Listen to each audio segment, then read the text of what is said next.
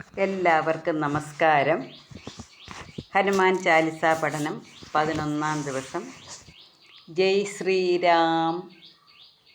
ഓം ഹം ഹനുമതേ നമ. ഓം ശ്രീ ആഞ്ജനേയായ നമ. ഹിന്ദി കവിയായ തുളസീദാസ് തൻ്റെ ഹിന്ദി രാമായണമായ രാംചരിത് മാനസ് എന്ന രാമായണത്തിൽ 40 ഈരടികൾ കൊണ്ട് ഹനുമാനെ പ്രകീർത്തിക്കുന്ന വരികളാണ് ഹനുമാൻ ചാലിസ. ഹനുമാൻ ചാലിസയിൽ കൂടെ ഹനുമാൻ ആരാണ്, ഹനുമാനെ ഭജിക്കുന്നതിലൂടെ നമുക്ക് എന്തനുഗ്രഹമാണ് ലഭിക്കുന്നത് എന്നാണ് വിവരിച്ചിരിക്കുന്നത്. ഇന്ന് 35-ാമത്തെ ഈരടിയാണ്. അവര് ദേവത ചിത്തിന ധരയി ഹനുമത് സേയി സർവസുകരൈ. ഒന്നുകൂടെ പറയാം. അവര് ദേവത ചിത്തിന ധരയി ഹനുമത് സേയി സർവസുകരൈ. മനസ്സിൽ മറ്റൊരു ദേവതയെയും ആരാധിക്കേണ്ടതില്ല. ആഞ്ജനേയ സേവ കൊണ്ട് തന്നെ സകല സുഖങ്ങളും കൈവരും. അപ്പം മനസ്സിൽ മറ്റ് ദേവതാ സങ്കല്പങ്ങളുടെ ആവശ്യമേ ഇല്ല. ഹനുമൽ സേവ കൊണ്ട് തന്നെ നമ്മുടെ സകല സുഖപ്രാപ്തി ലഭിക്കും. അപ്പം നമുക്ക് സർവ്വസുഖങ്ങളും ലഭിക്കുന്നതിന് വേണ്ടി മറ്റാരെയും ആരാധിക്കേണ്ടതില്ല. ഹനുമാൻ സ്വാമിയെ മാത്രം ആരാധിച്ചാൽ മതി എന്നാണ് പറയുന്നത്. ആഞ്ജനേയ സേവ കൊണ്ട് തന്നെ നമുക്ക് സകല സുഖപ്രാപ്തിയും സകല സുഖങ്ങളും കൈവരും. അടുത്തത് 36-ാമത്തെ ഈരടിയാണ്. സങ്കട കടൈ മിടൈ സബ് പീര ജോ സുമിരൈ ഹനുമത് ബലപീര. ദുഃഖങ്ങൾക്ക് ഉന്മൂലനാശം വരുത്തുവാൻ അതുല്യ ബലവാനും വീരനുമായ ഹനുമാനെ സ്മരിക്കുക.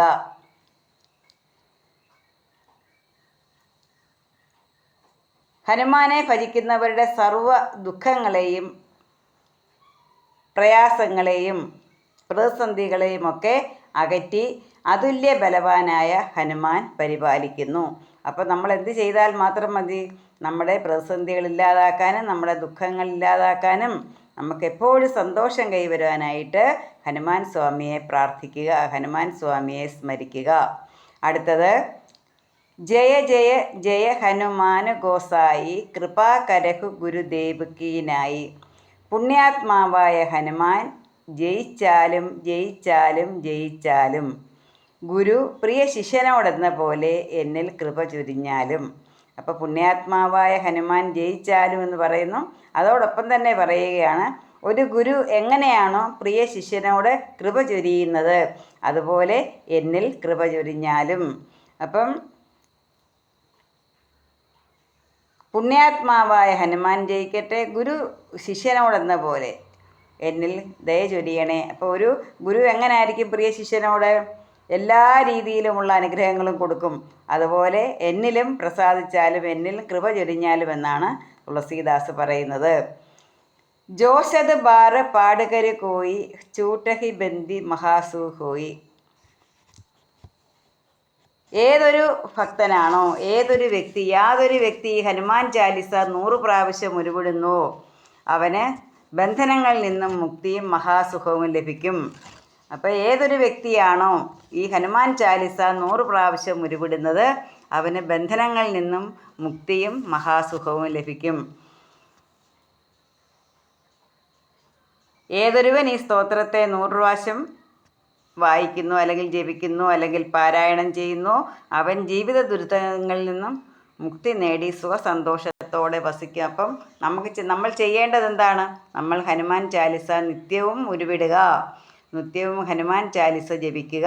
അപ്പം നമുക്ക് മുക്തിയും സകല ബന്ധനങ്ങളിൽ നിന്നും മുക്തിയും മഹാസുഖവും ലഭിക്കും. നമ്മളെ ഈ പ്രപഞ്ചത്തിൽ നിലനിർത്തുന്ന എന്താണ്? ബന്ധനങ്ങളാണ്. ആ ബന്ധനങ്ങളിൽ നിന്ന് മുക്തിയും മഹാസുഖവും ലഭിക്കും. ബന്ധനങ്ങളിൽ നിന്നും മുക്തി നേടിയെങ്കിലേ നമുക്ക് മഹാസുഖം ലഭിക്കുകയുള്ളൂ. അപ്പോൾ അങ്ങനെയുള്ള ബന്ധനങ്ങളിൽ നിന്ന് നമ്മുടെ സംസാര ദുഃഖങ്ങളിൽ നിന്നും നമുക്ക് മോക്ഷം വേണമെങ്കിൽ എന്ത് വേണം? നമുക്ക് ബന്ധനങ്ങൾ ഇല്ലാതെയാകണം. അപ്പം അങ്ങനെ ബന്ധങ്ങളിൽ നിന്നും മുക്തിയും മഹാസുഖവും ലഭിക്കും. എന്തു ചെയ്താൽ? ഹനുമാൻ ചാലിസ 100 പ്രാവശ്യം ഉരുവിട്ടാൽ.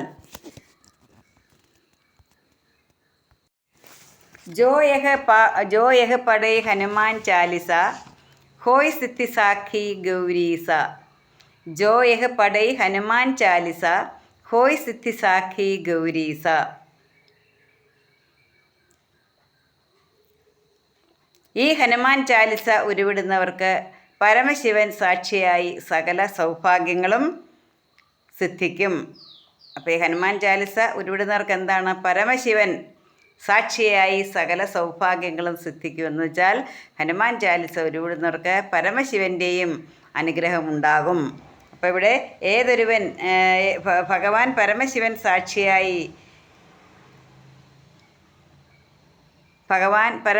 സാക്ഷിയായി സകല സൗഭാഗ്യങ്ങളും സിദ്ധിക്കും എന്ന് പറഞ്ഞാൽ ഹനുമാൻ ചാലിസ ഉരുവിടുന്നവർക്ക് പരമശിവൻ്റെ അനുഗ്രഹങ്ങളും ലഭിക്കും.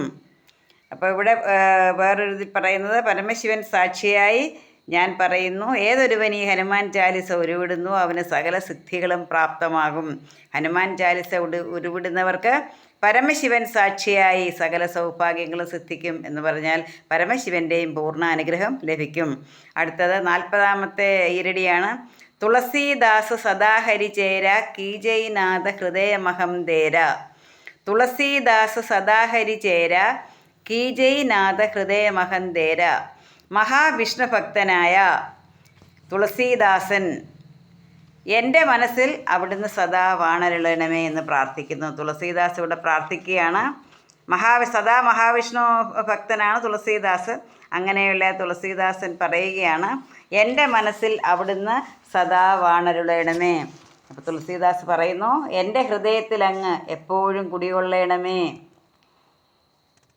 ഭഗവാനോട് പറയുകയാണ്, എൻ്റെ മനസ്സിൽ എപ്പോഴും വാണരുളയണമേ, എൻ്റെ മനസ്സിൽ എപ്പോഴും ഉണ്ടായിരിക്കണമേ.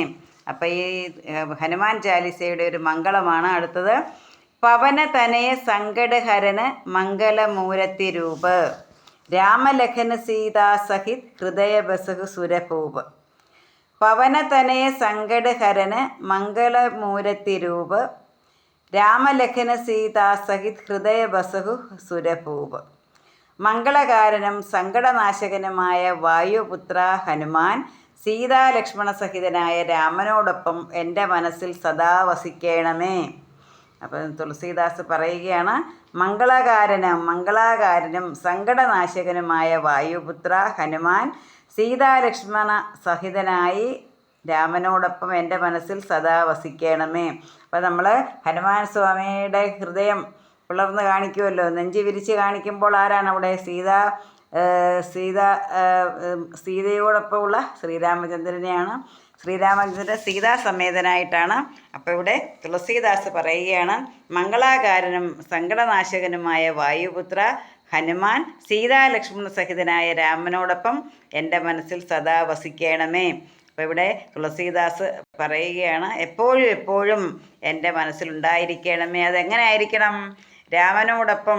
രാമനോടൊപ്പം സീതാലക്ഷ്മണ സഹിതനായി എപ്പോഴും എന്നോടൊപ്പം ഉണ്ടായിരിക്കണേ എന്ന് പ്രാർത്ഥിക്കുകയാണ്. ഇങ്ങനെ പ്രാർത്ഥിച്ചുകൊണ്ട് ഈ 40 ഈരടികളുള്ള ഹനുമാൻ ചാലിസ അവസാനിക്കുകയാണ്. ഇനി അടുത്തത് ശ്രീ ശങ്കരാചാര്യ വിരചിത ഹനുമത് പഞ്ചരത്നമാണ്. അത് അടുത്ത ദിവസം. അപ്പോൾ ഇവിടെ പറയുന്നത് എന്താണ്? ഹനുമാൻ സ്വാമിയെ പ്രാർത്ഥിച്ചാൽ നമുക്ക് യാതൊരു വിധത്തിലുള്ള സങ്കടത്തിൻ്റെയും ആവശ്യമില്ല. എല്ലാ പ്രതിസന്ധികളും മാറ്റി, എല്ലാ ദുഃഖങ്ങളും മാറ്റി, എല്ലാ പീഡകളും മാറ്റി നമുക്ക് എപ്പോഴും സൗഭാഗ്യങ്ങളും സർവ്വസുഖങ്ങളും തരുന്ന ഭഗവാനെ പ്രാർത്ഥിക്കുക, ഹനുമാനെ പ്രകീർത്തിക്കുക, സ്തുതിക്കുക, ഹനുമാൻ ചാലിസ പാരായണം ചെയ്യുക.